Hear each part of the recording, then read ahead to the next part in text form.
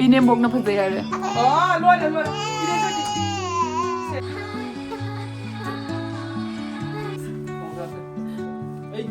Duty le hai di yung da. Semua saya kayak kami pun tenang di. Iya wah kasi. Hello ma'am, good morning. Ngasidi aina nungamadi na numitawa po. ID Delhi thabak tawjabasing do quarter da kay no do ulage nungamadi na numitawa faobagi. Hauzik aina kay tawbado mathang ing minerasi aise hauzik tum hogale duga ahan bada agi kangan nungan loina lawshale. Good morning.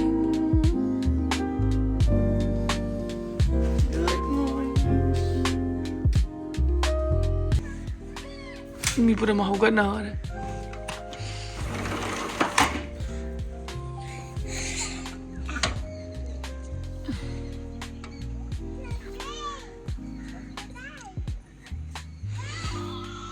Ngasidi tum hogalag baga achauba thodang am taw lerame khoi saina duty chatlamdai da aingon da hodukte bako aise ahing theng na tumme na aduga sangom lo bada pungka kahanna thaname ai kok pai re ki tawdono khangde aduna ahan bada ai ithau ising sahale aduga iru thokpagi mathang icha sing machin makha tengbagi ichanupi na tawriba phibam je jiu aduga loirakpada ai ichanupi atombi phamung da chingdaraga phamung phanung se mathang tawna loina amamam ta loishalaktoini magi gari su ngarang na han ta lobani baktre bako hojik thamba je ai matamul mukta kaptana duna upai leitabadagi lawre pochei su quarter ni haijaraga su dum jamdruk kamai pudoino kamai chatoino wakhade dum khallagadi kiba ma phawebako haidi pochei yambasina du upai leite icha sing di leidaba yadabani na haidana leishal ichanupi atombi se yam singye bako duna aina muri khara hapiraga magi si chana base leibi bane nga chupaga di matamdo hadi kappada nga tang do se faina ai khu je kadrom no khangde mi lok thungdoira kaina aduga tum hokalakpuga iru nung thoktoga mamai se ahambada sunscreen taire ai di sunscreen tai base kawde bako hadi jumda le su mapan da thoktra su dum taiyeba aduga ingdam dagi body lotion mu taire aduga isa se ingmana ising sabani ru thokpase skin ga se loina huthe ai jini dumo pu ai body lotion ke ka sijina banina jamna henjan babudi oide aduga chakhum da hojik change chakhum thodang mu lotion lage na chakhum ki thodang sina si je tak toine tak podo ahan badi ki re bako is steel ru da tak pa hoga luraga mache ke lakpase makha ki plate tu mu ke electro mane na duga tapna taraga mai cover se khaka tawna di adi kok thor e bako adom aina mai tharuba matam da mai khubang mong kai du ki ja da nam ko mu thingjallaga amka phajana sengdo e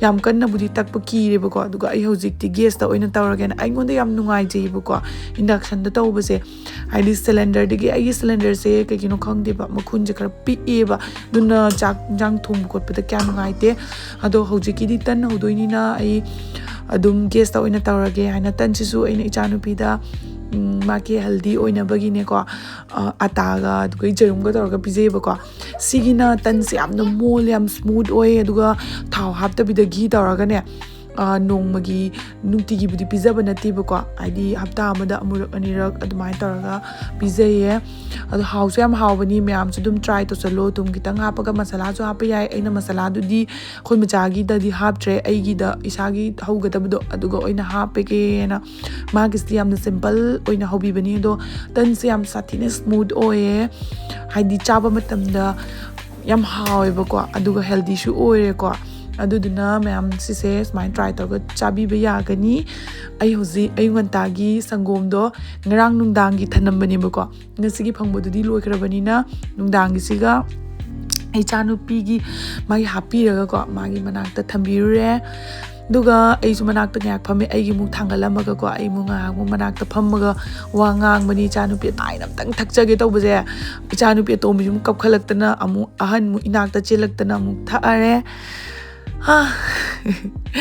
adulurakpada ai kon mu phengbagi mu change aduga hoji kai jang thongdoino mu wakhan khalle freeze ta kai lege hana check tawre aduga alei ba khara puthore e aduga hinjang na pise ismaina lawri bako aduga wakan khaludoi ni chakum da changa kai hinjang thongsige haidana hauji kandi hinjang na pi thaba matam ni na haidi mana masing chaba do phaina ko hawai ngai to chaning de ba do duge ina sise khara taraga lawtho e duga nga su leye nga se yam hai sing na thongdoi ni aise nga thongsira chamthong thongsira in wakan je khali karamba thongdoi no di khangje bu ko aise aduna kaji cha yam hawe ba ingdam dai nga pangaw da hawe se da yam inge mem silchar shonda di kamai to ingbra manipur shonda di kamai to I duga kolkata di yam na inge chanu pije taw yo hai khuding kap tana aduna upai lerak tabadagi aise hauji nangan da poshan doini sweater achoba simga tawjong machina hawiba ka aduna kanna no iba masiga sina poshalle aduga thabak se mathang sudarak toini mayamna di aise thabak pangsang da sangam gane na khalle ba ko ngasidi aina war su wana ai video se hawbadagi na loiba phau namagi haidana video se nam abani ama tawata bida haujikti chamthong da tare chamthong je thongani isinga na sahale duga nga matum se haising bi na hum katang hape aduga tilaw hape adai fadigom hape duga ngayak sawala matung da ko alu ga tomato ga duga gi beans ne alaiba magi green matar ke kado dudumu phasana boil oira kanda mu hape ko adu lora kanda thum hape aduga pangphu da phutle sati na pase yam thina hawrame ba ko kuina phut pase mai mai se karane chupsalan doi ni duga smaina phulaga thame duga side na ina kangau mu ngaure kangau sina mu kobi le side pi ga alu ga toroga ngausale ba ko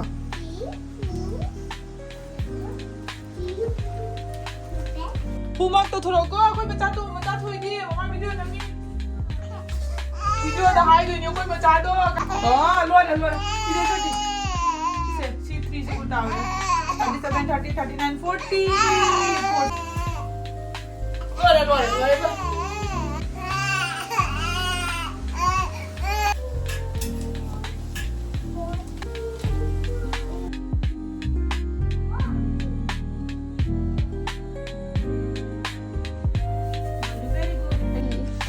Sikano 1, 2, 3, 4. 2. मेरे को 2 आता है 1, 2, 3, 4, 5, 6 7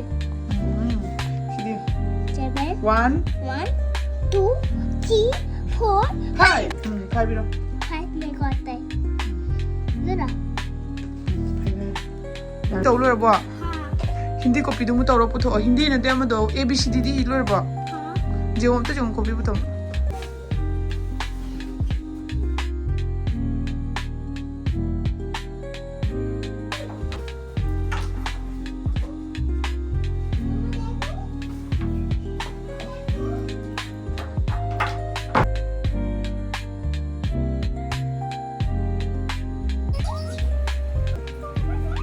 video nami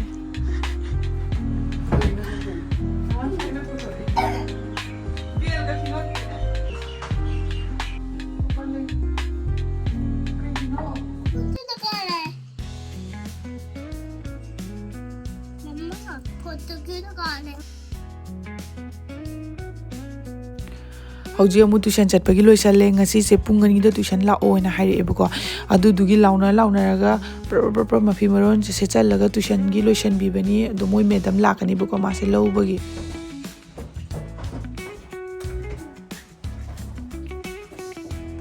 se la o thien gare na ha ga na toksan nei ra ni na thien ra madam pani ne bakha le uro ne batho kino मैं तेरे मैं भी तेरे में नहीं लग रहा हाँ जाओ ट्रिप साउंड तो दे नहीं चल जाओ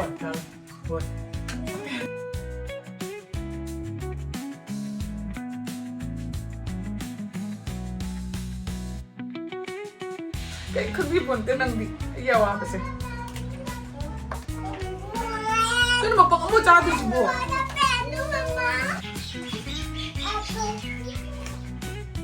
ichanupi ahandi mamang do pijana loigreba ko aduga moi madam lakani ana haraga laktabadagini ko hangalanda chattana jumda leirise mapana khongup tongbire aise maga punna chahaudragadi horen chaningba pokteba ko duna mana charing aduga papa phamaga isu chahobani ma lakpa ngaibada thengeba ko chak se ngasidi aduna aina charing adam ko mana machanupi ani simu senare diapers change tawini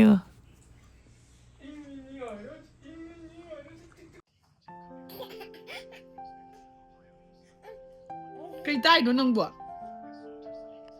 Oy. Kay tayo no na. Lumyam ay pa hausi ko san pi ahando lobo chakre ngasi magi tuition do yam ngan na thai ko au duna lobo chaling da video su na bangam hodre ay hausi nungdingi potha da ging asai da gi makeup taw botam mini ko isai thanda makeup tawraga kamaina phajabado isai thanda mini makeup taw ba yingaga makeup taw ba isai thanda tamjabani do myam hai hai te comment tabro gi blouse su ano ba ina lo bani yam chatina pamjakhre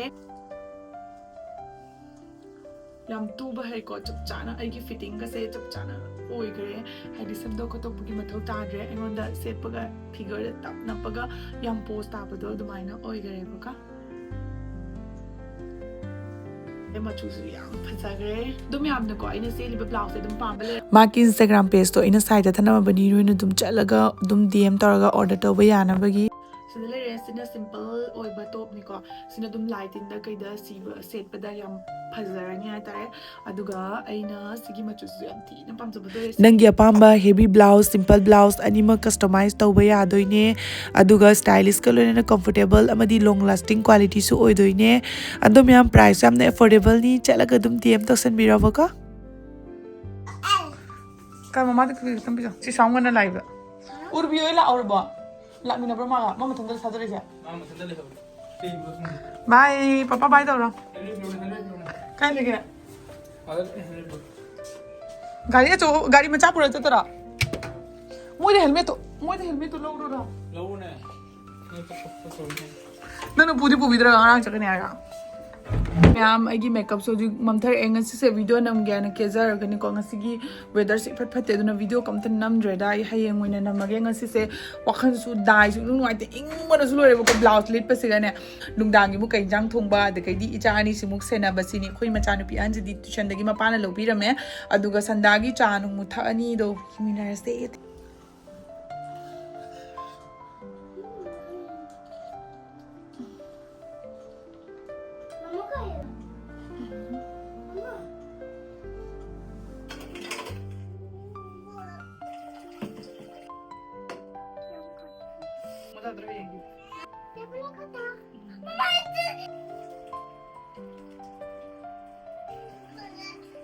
nang pi kaya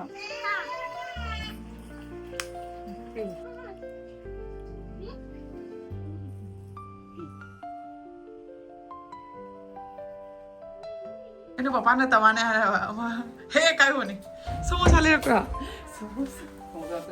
samosa ay na chalo li ay duty le hai de yong da samosa chaw nang chala bo kito yong mo ji nang chala bo ha nang chala la nang gi ya samosa cha mo ju thung dri nang la cha thang lo chak ke na kito yong da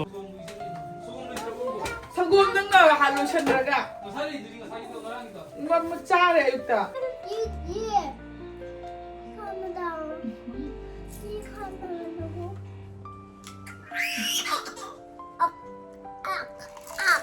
Balloon.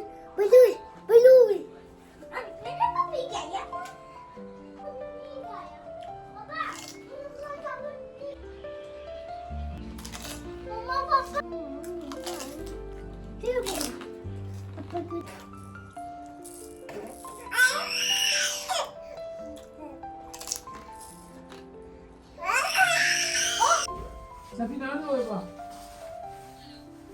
Ay, masaya siya natin din na. Sabi mo ito. Papa kainan dyan eh. Papa kainan dyan eh. Lahat mo ito mo. Ayaw. Ina. Cây trời này, cây chơi này nè.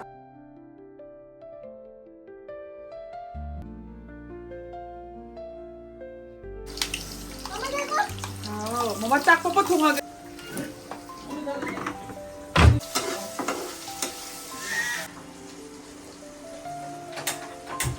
cái tàu đi hằng ngô Tân cha cái này. cây tàu đi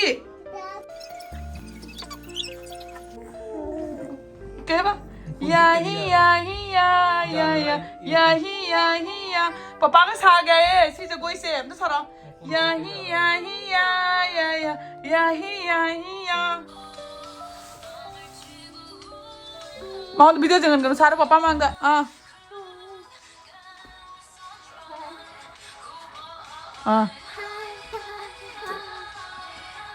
papa đi dùng papa đi dùng papa mama đi dùng không phải đâu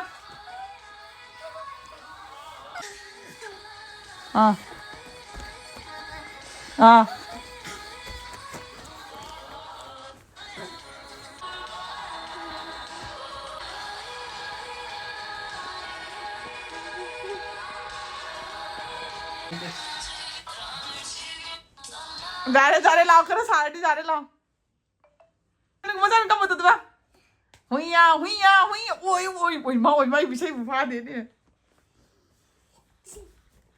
in mummy की हो गया था दे दी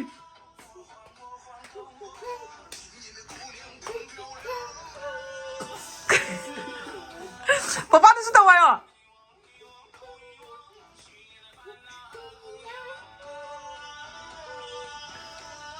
Papa nang suto ba?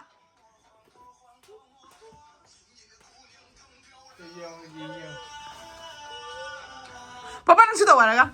Di ba naman to ba? Kita yun sir. Kita yun sir. Ito bitin kayo. Siyong. Kaya pa tayo.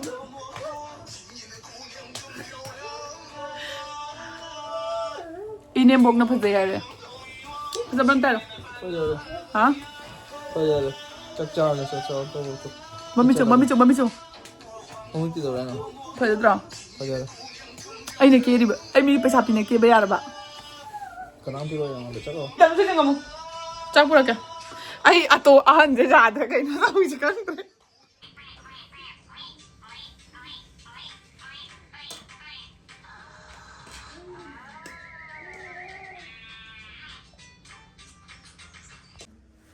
Cai. 싫어. 또 없애.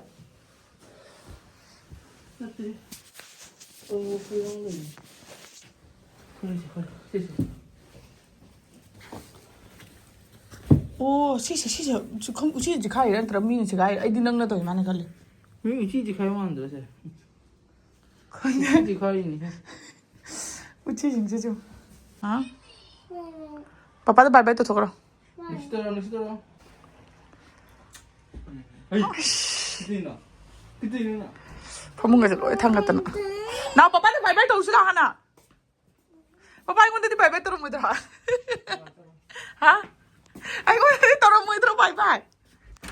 아이고 떨어 뭐 들어 바이바이. 이까이 보니. 바이바이. bunga lah tu nak.